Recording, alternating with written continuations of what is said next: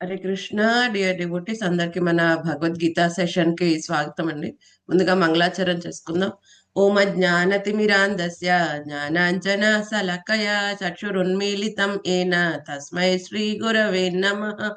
నమా ఓం విష్ణుపాదాయ కృష్ణప్రస్థాయ భూతలే శ్రీమతే భక్తి వేదాంత స్వామినీతి నామినే. నమస్తే సరస్వతే దేవే గౌరవాణి ప్రచారిణే నిర్విశేష శూన్యవాది పాశ్చాత్య దేశ తారిణే. జయ శ్రీ కృష్ణ చైతన్య ప్రభు నిత్యానంద శ్రీ అద్వైత గదాధర శ్రీవాసాది గౌర భక్త వృంద.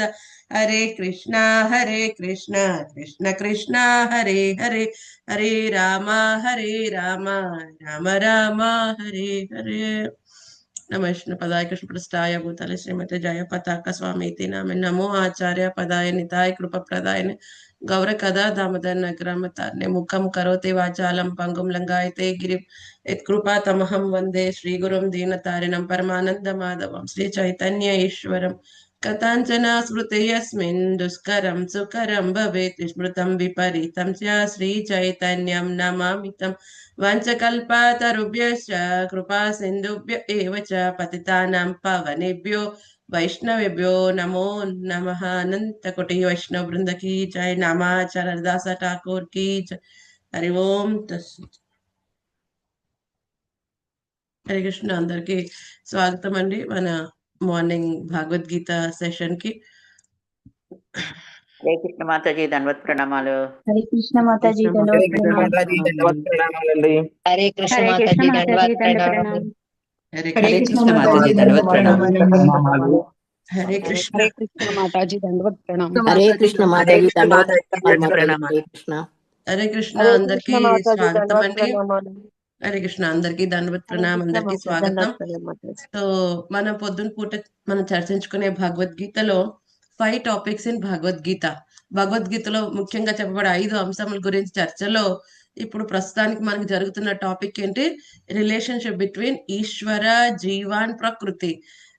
ఈశ్వర జీవుడు మరియు ప్రకృతి మధ్య గల సంబంధం గురించి మనం చర్చించుకుంటున్నాం కొన్ని శ్లోకముల నుంచి. సో లాస్ట్ టైం ఆల్సో మనం డిస్కస్ చేసాము.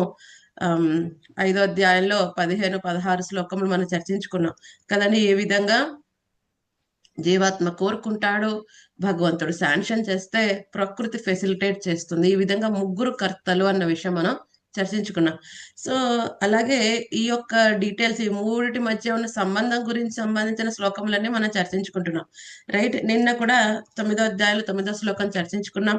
ఈ విధంగా భగవంతుడు తటస్థుడు వల్లే ఉంటాడు. అలాగే ఈ యొక్క భౌతిక కర్మలన్నిటికీ కూడా ఎటువంటి ఆసక్తి లేకుండా ఉంటాడు. తను ఏ విధంగా ఏ కర్మ చేత బంధింపబడడం మనం తెలుసుకున్నాం.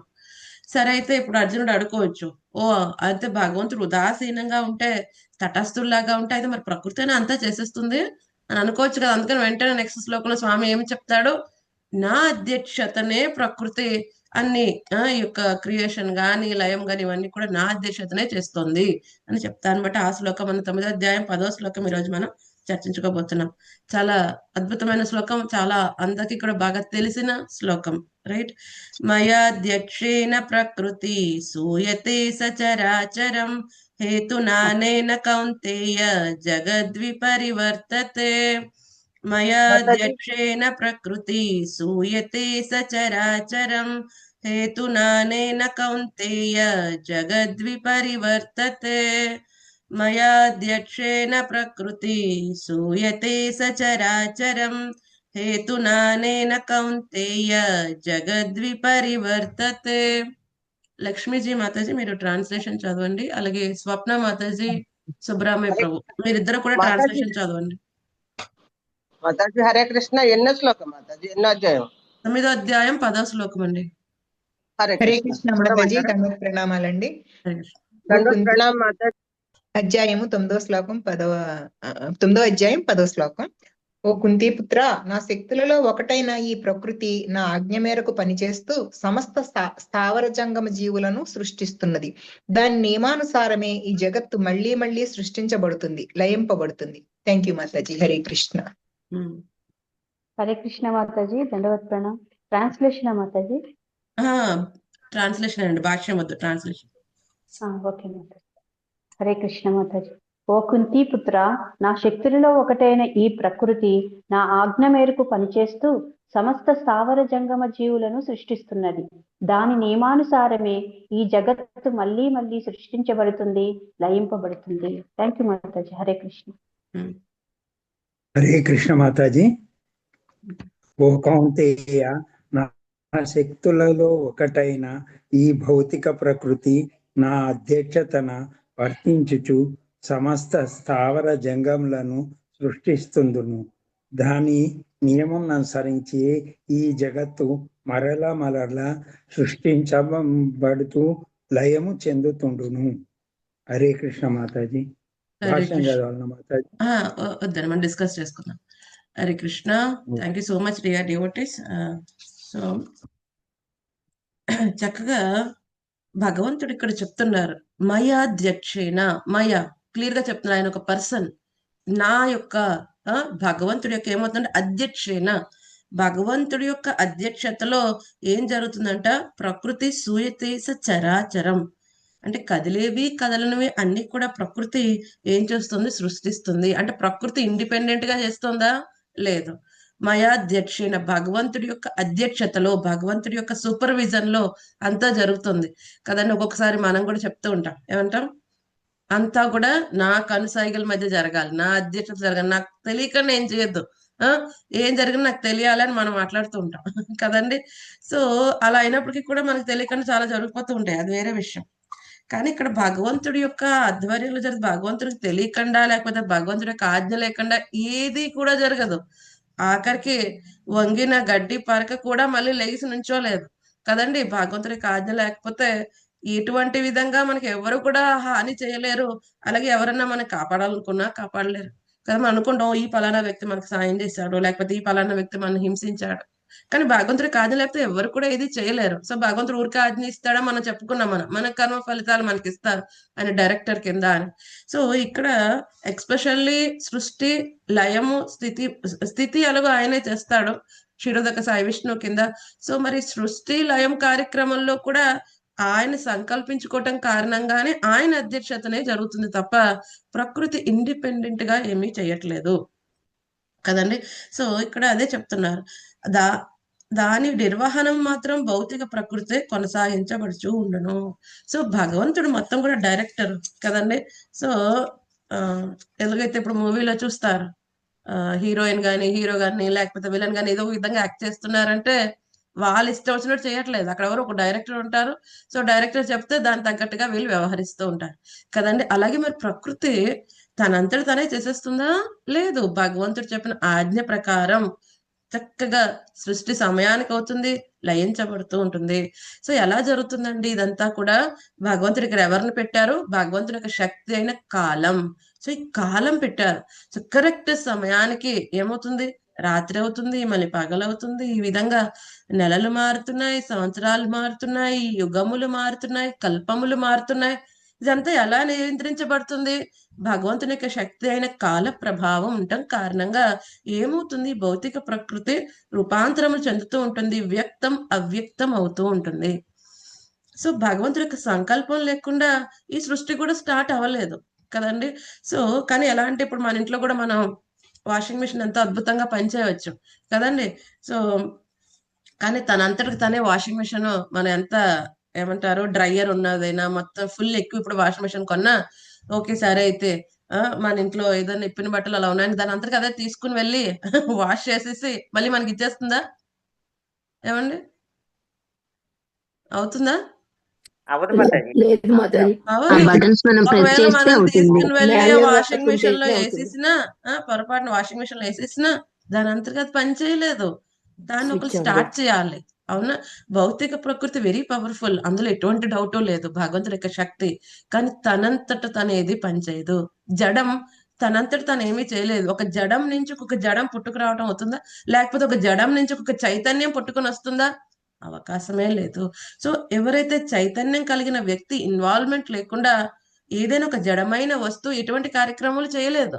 అవునా? మన ఫోన్ ఎంతో అద్భుతంగా పని చేయవచ్చు, కానీ దానికి ఒక స్విచ్ ఆన్ అంటూ చేయాలి, అప్పుడే కదా పనిచేస్తుంది కదండి. స్విచ్ ఆఫ్ చేసి కూర్చుంటే ఈ ఫోన్ లో ఎన్ని ఫెసిలిటీస్ ఉన్నాయి తెలుసా? అంతవరకే. అది పనిచేస్తుందా? లేదు కదండి. అలాగే భౌతిక ప్రకృతి ఎంతో అద్భుతమైన కార్యక్రమాలు చేయగలదు. కానీ ఎవరు సంకల్పించాలి? స్వామి. ఆ శక్తి ప్రదానం స్వామి చేస్తారు కదండి. సో ఎప్పుడైతే స్వామి లెట్ దేర్ బి క్రియేషన్, అవును ఈ భౌతిక సృష్టి క్రియేట్ చేయాలి అని అనుకున్నప్పుడు ఏం చేశారు? ఆయన దృష్టి సారించారు. ఆయన దృష్టి సారించినప్పుడు ఏం జరిగింది? ఆయన ఎప్పుడైతే సృష్టించాలి అనుకున్నాడో ఆయన అనంతమైన రోమకూపముల నుంచి అనంతమైన విశ్వములు వచ్చాయి. సో ఒక్కొక్క బ్రహ్మాండం అంతా కూడా అప్పుడంతా కూడా ఎలా ఉంది? ఓన్లీ ప్రధానతో ఉండబడింది. సో ఎప్పుడైతే స్వామి దృష్టి పెట్టారు, స్వామి దృష్టి పెట్టినప్పుడు ఏం జరిగింది? కాల కాల వెంటనే ఆయన దృష్టి ఏమిటి? కాలం. సో కాలంతో పాటు ఏమవుతుంది? శంభుతత్వ. సో డైరెక్ట్ గా స్వామి భౌతిక ప్రకృతితో ఇంటరాక్ట్ అవ్వడు. ఏమవుతుంది? ఏదైతే చూపు ఉన్నది అదైతే కాలం, అదైతే శంభుతత్వ. శంభుతత్వ ద్వారా ఏం చేస్తాడు భగవంతుడు? ఈ జీవాత్మలందరినీ కూడా ఈ భౌతిక ప్రకృతిలో ఇమిడిస్తాడు ఆయన కదండి. సో ఈ యొక్క భౌతిక ప్రకృతిలో ఆయన విమిడిస్తాడు కాబట్టి ఆయన ఎవరు? అందరికీ కూడా బీజ ప్రదాత.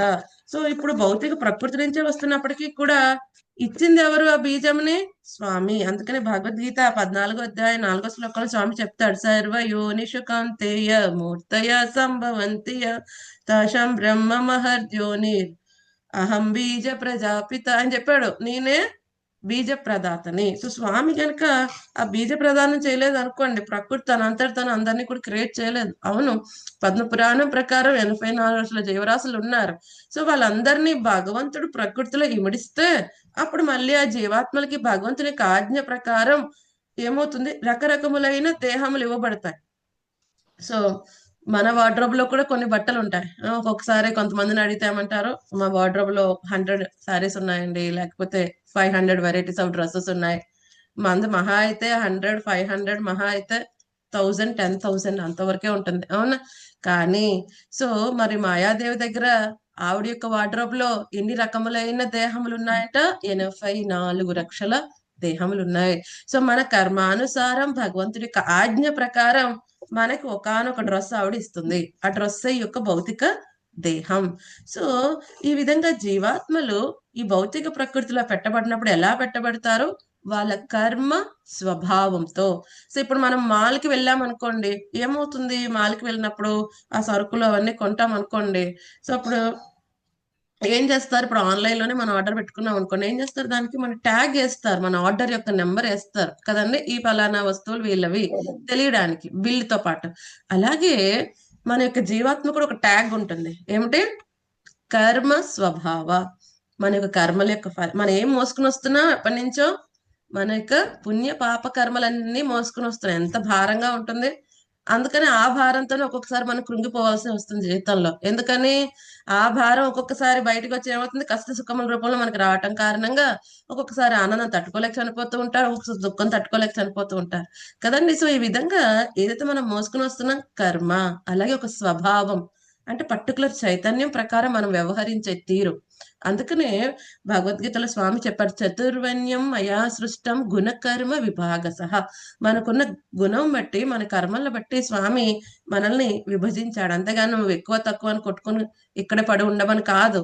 ఎందుకని? ఈ చతుర్వర్ణ్య వ్యవస్థ, ఈ వర్ణాశ్రమ పద్ధతి ఎందుకోసం పెట్టాడు స్వామి? సంసిద్ధిర్ హరితోషణం. సో నువ్వు ఎక్కడ ఉన్నప్పటికీ కూడా నీ కర్మ స్వభావం ఎటువంటి విధంగా ఉన్నప్పటికీ కూడా నువ్వు ఎక్కడ ఉన్నప్పటికీ కూడా హరిని సెంటర్ లో పెట్టుకుని గనక నువ్వు చేస్తే నీకు ఏమవుతుంది?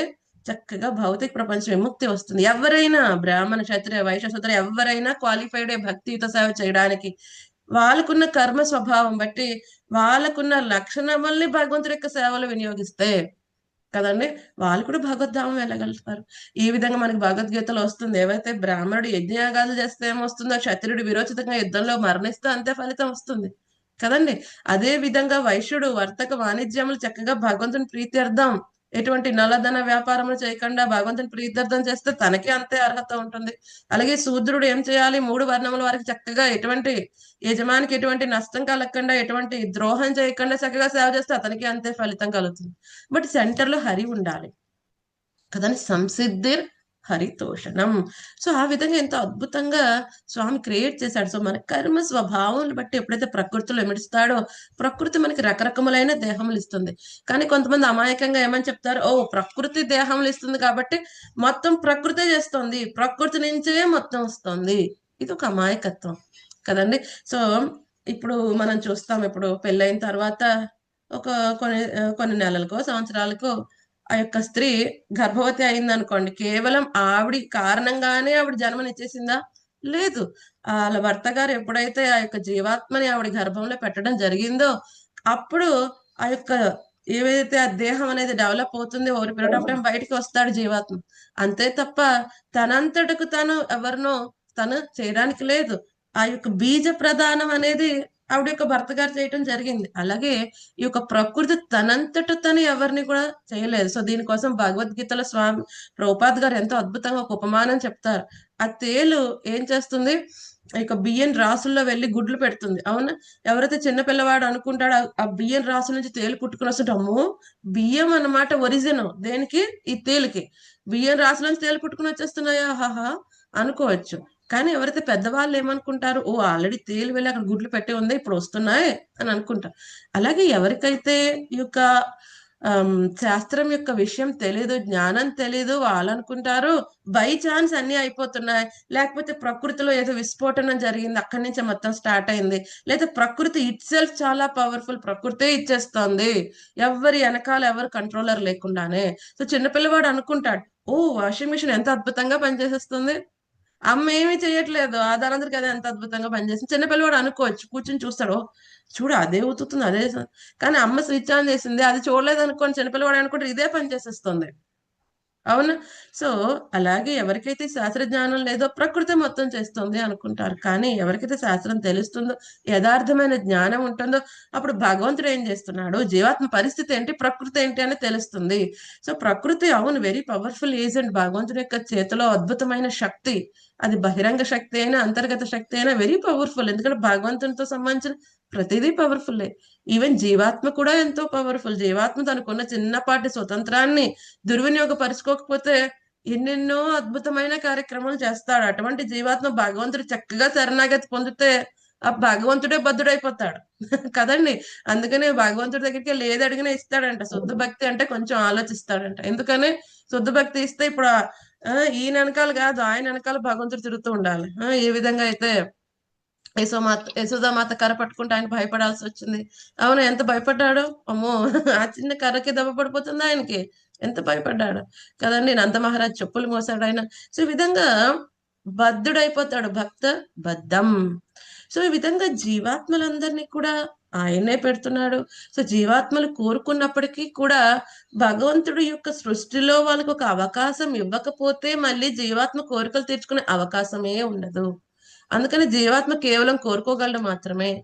సో భగవంతుడి శాంక్షన్ చేస్తేనే ప్రకృతి ఫెసిలిటేట్ చేస్తుంది. అప్పుడు మళ్ళీ ఆ జీవాత్మకి ఇంతకు ముందు జన్మలో ఎక్కడైతే ఆపాడో మళ్ళీ అక్కడి నుంచి కంటిన్యూ చేస్తాడు. సో ఈ యొక్క భౌతిక ప్రకృతి యొక్క గుణం ఏమిటి, వ్యక్తం అవ్యక్తం అవుతుంది, అశాశ్వతం. సో వ్యక్తం సమయానుకూలంగా వ్యక్తం అవ్యక్తం అవుతుంది. సో ఇది కూడా ఎలా జరుగుతుంది, భగవంతుడి ఆజ్ఞ ప్రకారమే. ఈ సమయంలో ప్రళయం, ఈ సమయంలో మళ్ళీ సృష్టి జరగాలి కదండి. సో ఈ కల్పకాలం బ్రహ్మగారి కల్పకాలం పగలంతా జరుగుతుంది. బ్రహ్మగారి రాత్రి సమయంలో పాక్షిక ప్రళయం అవుతుంది.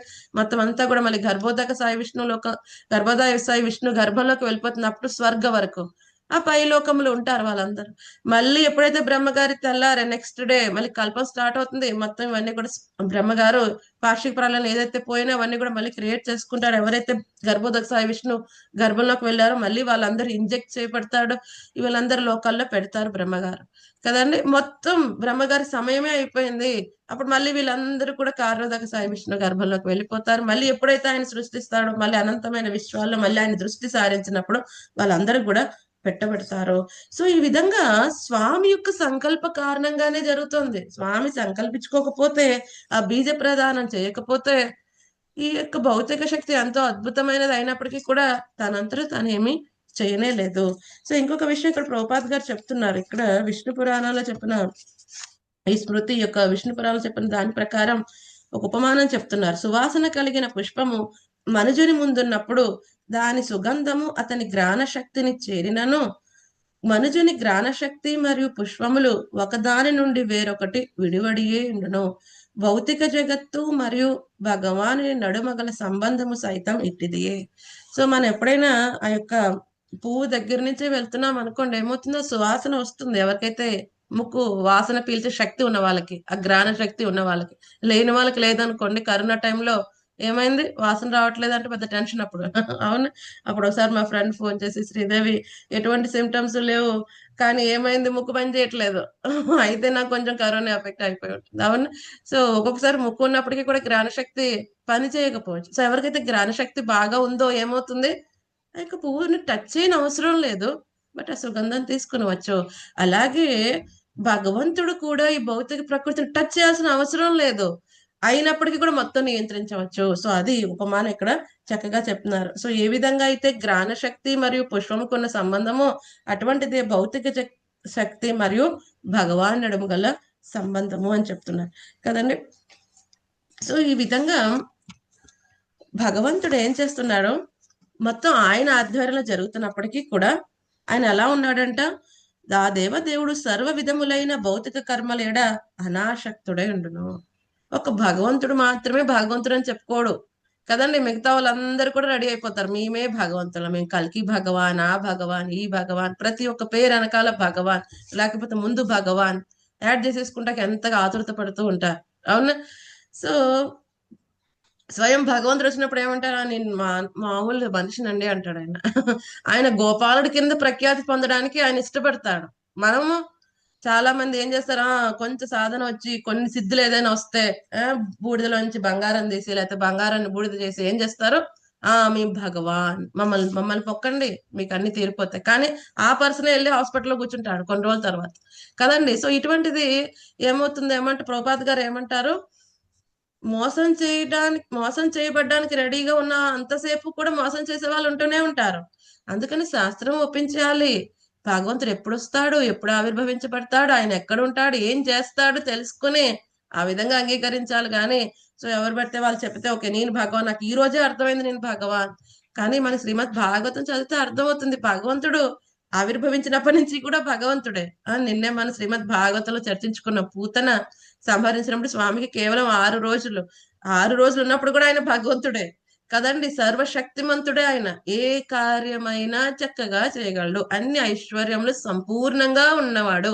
ఓకే సరే నేను పెద్ద అయిన తర్వాతే నాకు భగవాన్ రియలైజేషన్ వచ్చింది, ఇటువంటిది ఏది ఉండదు. భగవంతుడు ఎప్పుడూ భగవంతుడే, ఏ పరిస్థితిలో ఉన్నా, ఆయన ఏ రూపంలో ఉన్నా, మత్స్య రూపంలో ఉన్నా, వరాహ రూపంలో ఉన్నా, కూర్ముడి కింద ఉన్నా, హయగ్రీవుడి కింద ఉన్నా ఆయన సర్వశక్తిమంతుడే. స్వామి ఎప్పుడైతే వరాహమూర్తి కింద వచ్చినప్పుడు ఏమవుతుంది, ఆయన ఏదైతే నీళ్లు విదిలిస్తారో ఆ నీళ్లు గంగ ఎంత పవిత్రమైనవని చెప్పి ఆ యొక్క ఋషులు అందరు కూడా ఆ నీటిని వాళ్ళ శిరస్సు మీద ధరిస్తారు, గ్లోరిఫై చేస్తారు.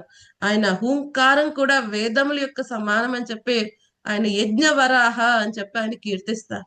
సో స్వామి ఏ రూపంలో ఉన్నప్పటికీ కూడా ఆయన అంత సచ్చిదానందమయుడు, సర్వశక్తిమంతుడు.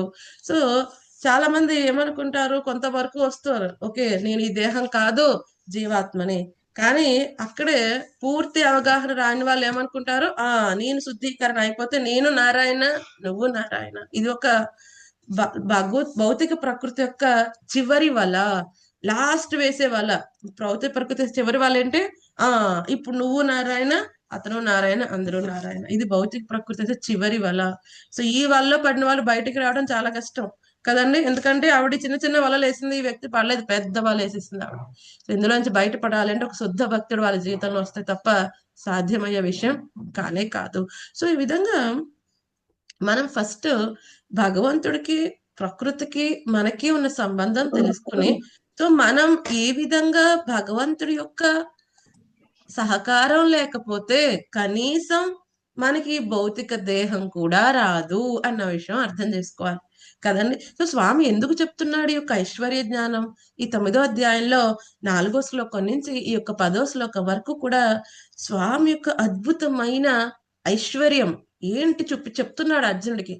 సో ఎందుకండి తెలిస్తే మాకేమవుతుంది అంటే, ఎప్పుడైతే స్వామి యొక్క ఈశ్వర తత్వం మన యొక్క మన జీవాత్మ మనకున్న స్థితి మనకు అర్థమైంది అనుకోండి, సో ఇక మనం క్వశ్చన్ చేయటం మానేస్తాం, ఆయనకి ఎందుకు నేను శరణాగతి పొందాలి, ఆయన నేను ఒకటే కదా అని అనటం మానేస్తాం అనమాట. మానేసి ఏం చేస్తాం, ఆయనకి సర్వశక్తిమంతుడని గ్రహించి ఆయనకి మనం సర్వస్య శరణాగతి చేస్తాం. అందుకనే ఆయన చెప్తున్నాడు, నా శక్తులు ఇవయ్యా, ఇది నేను ఆ భౌతిక ప్రకృతిని నియంత్రిస్తాను, నువ్వు ఆ భౌతిక ప్రకృతిలో నియంత్రించబడతావు. సో దీన్ని బట్టి నువ్వు అర్థం చేసుకో. మరి నువ్వు ఆ భౌతిక ప్రకృతి నియంత్రణ నుంచి బయటపడాలంటే కేవలం నా పాద పద్మాశ్రయం తప్ప ఏదీ లేదు అని చెప్పి చక్కగా భగవద్గీతలో ఆయన చెప్తున్నాడు. సో ప్రాబ్లం ఏంటి అంటే కనీసం శాస్త్రం ఒప్పించకపోవటం కారణంగా ఎవరికి అర్థం కావట్లేదు. ఒకవేళ ఒప్పించేసిన వక్ర భాష్యములు చదివితే అర్థమయ్యే అవకాశమే లేదు. అందుకని ఈ శాస్త్రాన్ని మనం ప్రామాణికమైన ఆచార్య పరంపరలో వచ్చిన అటువంటి భాష్యములు గాని అటువంటి పుస్తకములు గాని మనం అధ్యయనం చేస్తేనే అర్థమవుతుంది. లేకపోతే అర్థం కానే కాదు. అక్కడంతా క్లియర్ గా చెప్పిన మయా అధ్యక్షేన అని చెప్పిన కొంతమంది రకరకములైన వంకర భాష్యములు ఇచ్చేసారు అనుకోండి, మనకు అందులోనే యాసిటీస్ యథాతథంగా మనకు అర్థం కాలేదనుకోండి. సో స్వామిని మనం పర్సన్ కాదు, ఆయన ఒక నిరాకారం మాత్రమే అని అనుకుంటే మనం ఆయనకి శరణాగతి పొందలేదనుకోండి, మన జీవితం వ్యర్థం అయిపోతుంది. ఆ నిరాకార బ్రహ్మజ్యోతి కూడా ఆయనే ఆధారం అని ఆయన క్లియర్ గా చెప్తున్నాడు. ఆ నిరాకార బ్రహ్మజ్యోతికి నేనే ఆధారం, ప్రతి ఒక్క జీవాత్మలో పరమాత్మ కింద ఉంటాను, అలాగే నేను స్వయం భగవాన్ అవతారి, నా నుంచి అన్ని వస్తున్నాయా అని క్లియర్ గా చెప్తున్నాడు కదా. మత్త పరతరన్నాన్యత్ కించిదస్తి ధనంజయ. మొత్తం ఏ విధంగా అయితే ముత్యముల నా దారం మీద ఆధారపడి ఉంటాయి, మొత్తం అంతా కూడా నా మీద ఆధారపడి ఉందయా క్లియర్ గా చెప్తాడు. సో మనం అర్థం చేసుకోవాలి. సో ఆ దారం కనిపించకపోవచ్చు, బట్ ఆ దారమే ఆధారం కదండి. సో ఈ భౌతిక ప్రకృతిలో మనం కళతో చూడలేకపోవచ్చు వెనకాల భగవంతుడి యొక్క నియంత్రణ ఉంది అని. కానీ ఎవరైతే శాస్త్ర చక్షుల ద్వారా చూస్తారో వాళ్ళకి అర్థమవుతుంది, ఓ వెనకాల ప్రతిదానికి భగవంతుడి యొక్క హస్తం ఉన్నది, భగవంతుడే చేస్తున్నాడు అని అర్థమవుతుంది. అలా కాకపోతే ఏమనుకుంటారు, నేనే చేస్తున్నా, ఇది మిథ్యాహంకార భావన. ఇది నేనే చేశా కదండి. సో ఇది మిథ్యాహంకార భావన ఏంటి, రాంగ్ ఐడెంటిఫికేషన్. ఈ దేహమే నేను అనుకోవటం, లేకపోతే నేనే యజమాని అనుకోవటం, ఇటువంటి భావనలో ఉండటం కారణంగా ఈ జీవాత్మ ఏదైతే భగవంతుడి యొక్క ఆదేశం ప్రకారం ప్రకృతి మరల సృష్టించి లయించబడుతుంది, అలాగే మనం కూడా ప్రతిసారి కూడా ప్రకృతిలోకి పెట్టబడుతూ ఉంటాం. సో ప్రతిసారి కూడా మనం ఇంకొక దేహం తీసుకుంటాం, మళ్ళీ ప్రకృతి లయించబడినప్పుడు మనం కూడా దేహం విడిచిపెట్టడం, మళ్ళీ ఇంకొక దేహం తీసుకోవటం. ఈ యొక్క సంస్కృతి కంటిన్యూషన్, ఈ యొక్క సంసార చక్రంలో కంటిన్యూషన్ అవ్వకుండా ఉండాలి అంటే ఒకటే ఒక సొల్యూషన్. స్వామి ఏం చెప్తున్నాడు, సర్వధర్మాన్ పరిత్యజ్య మామేకం శరణం వ్రజ, నన్ను శరణాగతి పొందవయా అని చెప్తున్నాడు ఆయన కదండి. సో అది మనం శరణాగతి పొందాలి అంటే మరి ఏం చేయాలి, సెంటర్ లో భగవంతుని పెట్టుకోవాలి, సో శ్రీమద్ భాగవతంలో మొదటి స్కందంలోనే చక్కగా సుఖదేవ్ గోస్వామి చెప్తారు. మొదటి స్కందంలో అలాగే రెండవ స్కందం స్టార్టింగ్ లో కూడా ఈ భక్తి యోగం గురించి మాట్లాడుతూ ఉన్నప్పుడు ఎక్స్పెషల్లీ సెకండ్ స్కందం రెండవ స్కందంలో చెప్తారు ఆయన ఈ యొక్క గృహం ఏది గృహస్థ డిఫరెన్స్ చెప్తాడు ఆయన. బ్రహ్మచారి, గృహస్థాశ్రమ, వానప్రస్థ, సన్యాస. ఎవరైతే వివాహ యజ్ఞంలో ఇద్దరు కలిసిన ప్రతి ఒక్కరూ కూడా గృహస్థాశ్రమంలో ఉన్నట్టు కాదు కదండి. యొక్క స్త్రీ పురుషుల మధ్య కేవలం ఈ యొక్క కాంట్రాక్ట్ ప్రకారం ఓన్లీ మైథున సుఖమే వాళ్ళ మధ్య ఉన్నది సంబంధం అయితే గనక, ఒకరినొకళ్ళు వాళ్ళ యొక్క ఇంద్రియ భోగానికి సంబంధించిన వస్తువు కింద చూసుకుంటూ ఉంటే గనక అది గృహమేది జీవితం కదండి.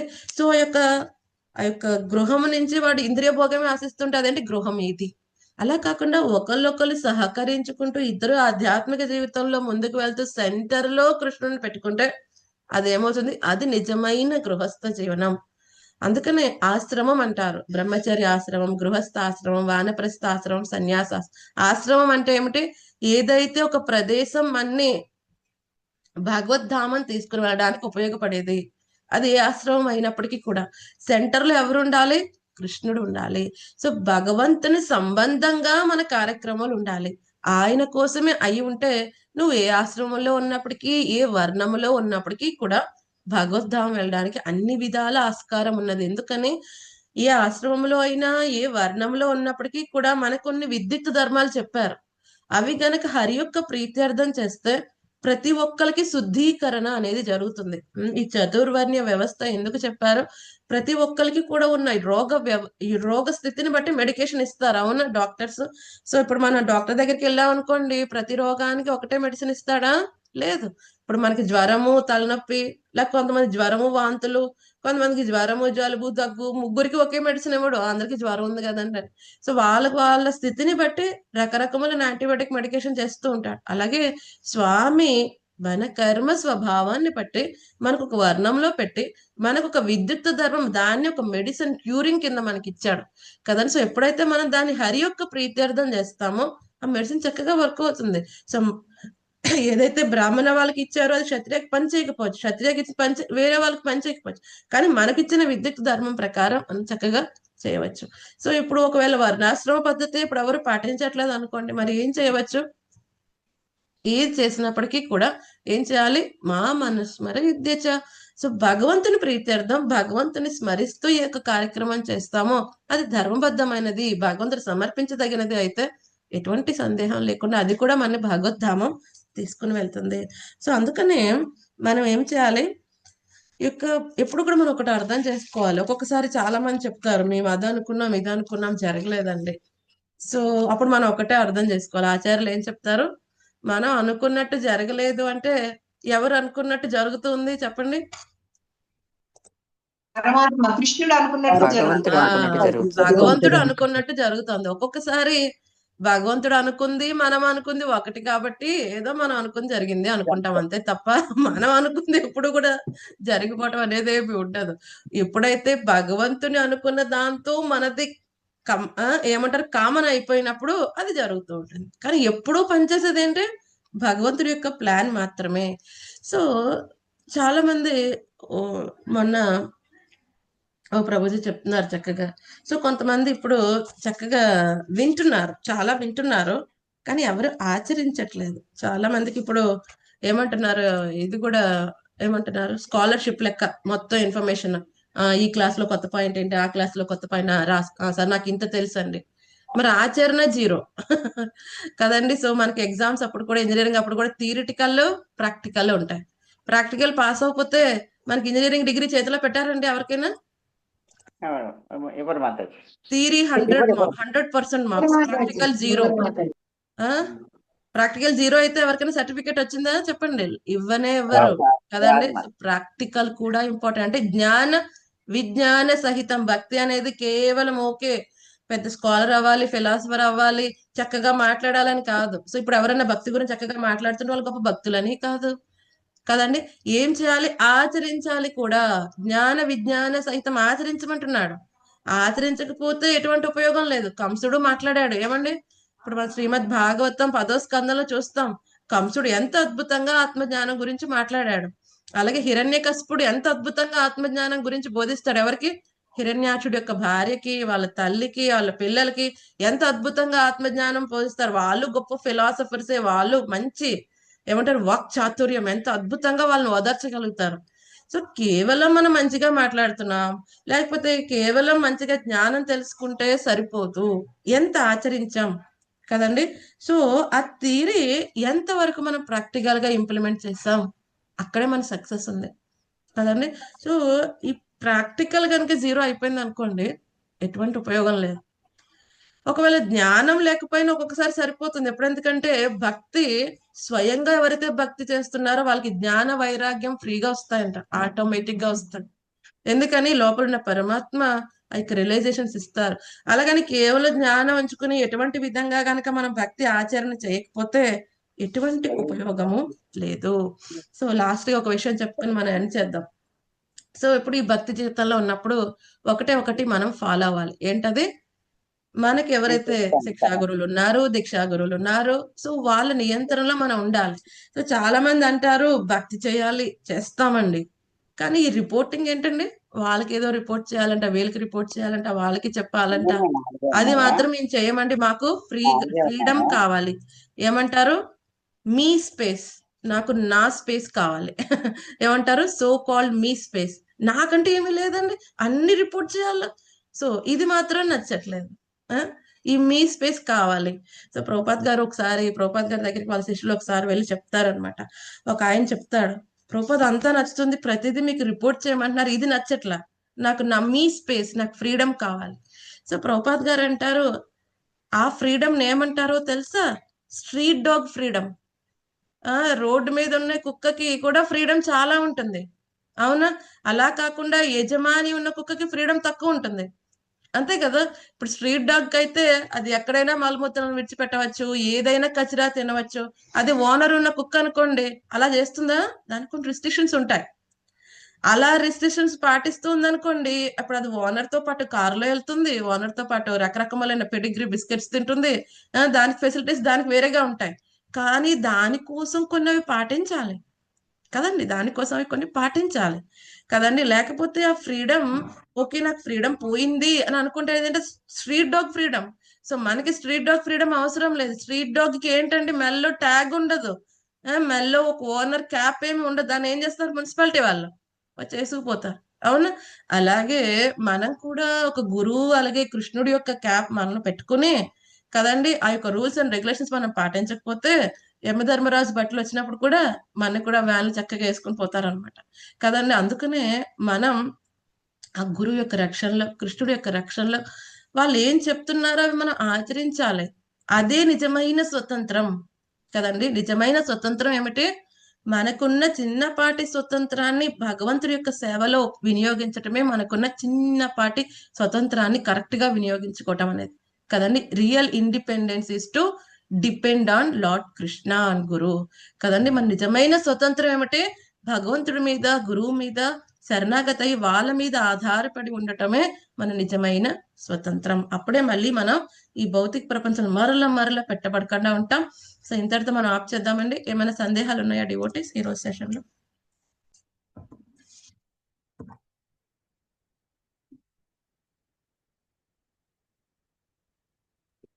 హరే కృష్ణ మాతాజీ, చాలా అద్భుతంగా ఉంది మాతాజీ. ఈ సమస్త ప్రకృతి మనంతా కూడా మీకు అధ్యక్షతలో ఉన్నాము. ఏదైనా కూడా మన కొద్దిపాటి స్వేచ్ఛను ఉపయోగించుకుని మనం ఏం చేసి దానికి అనుసారంగా ఆయన కర్మలని అవిస్తుంటారనేది చాలా అద్భుతంగా ఉంది మాతాజీ. ధన్యవాదాలు మాతాజీ. హరే కృష్ణ.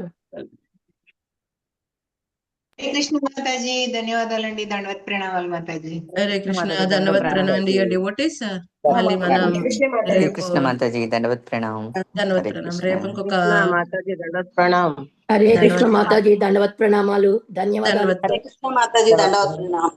హరే కృష్ణ మాతాజీ మాతాజీ దండవత్ హరే ప్రణామాలు. కృష్ణ మాతాజీ హరే దండవత్ కృష్ణ ప్రణామం. మాతాజీ దండవత్ ఓకే, ప్రణామం హరే మాతాజీ. కృష్ణ డివోటీస్, హరే ధన్యవాద కృష్ణ. ప్రణామం అండి.